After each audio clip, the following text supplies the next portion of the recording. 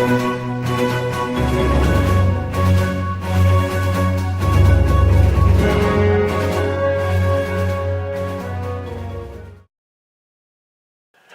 this is Bill Booz, and this is my video update for April 1st.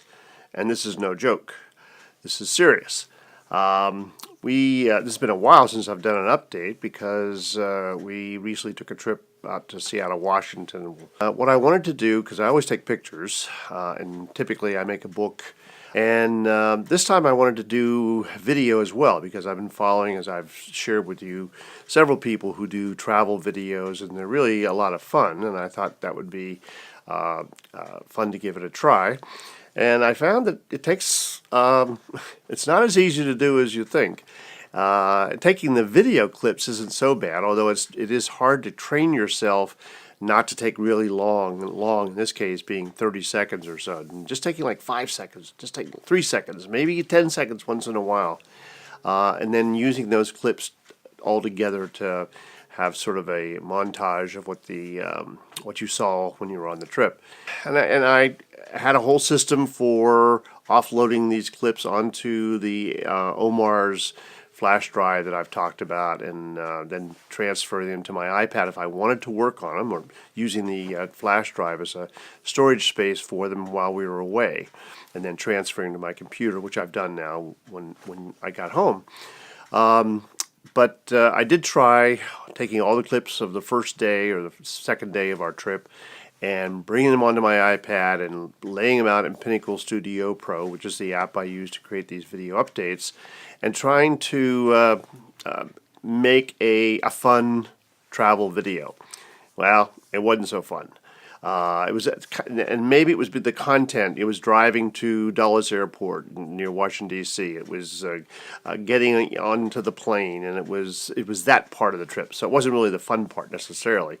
And the other part is I just have no clue how to lay music in that's appropriate. I mean, I've got royalty-free music I can use, and I tried that, but I'm going to have to engage the services of Anna, who's our granddaughter, or her sister Caroline, because I think they're far more adept at that than I am. So that something still has to come. I did find it difficult, though, from that day on to assemble the clips, so I just resigned myself to capturing as many clips as I could, typically 20 to 30, and saving them off onto the flash drive, cleaning them off the iPhone so I had space for the next day, and so on. And that worked pretty well. But this all has to do with time. And the fact that it's been, besides the fact that six days on the road, or not on the road, but 6 days on this trip, and then when we got home in Central Virginia, spring had sprung. The weather was good, and in our area, that means you got to get out in the yard and start cleaning up and getting ready for spring and summer. And so I wasn't really able to justify coming down the basement and doing a video.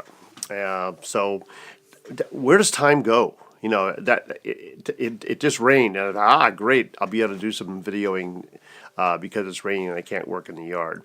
My production schedule has just gone completely haywire. I had it all plotted out as to how I was going to do these different videos and be able to release them for the photography learning series, or learning photography series, and for the photography and tools series.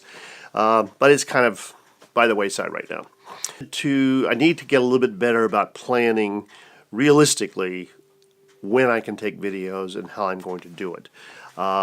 So this really leads me right to the end of this video update, and that is the resource link.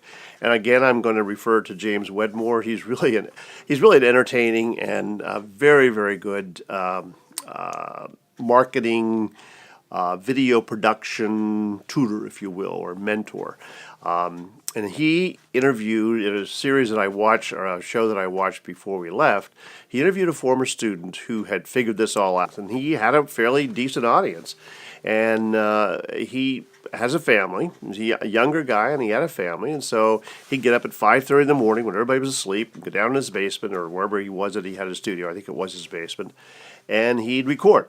But the key was, and it's brilliant, I don't know why I didn't think of this, is record 20 videos at one time. I mean, each video is only maybe 3, mine tend to be 5 to 8 minutes or so.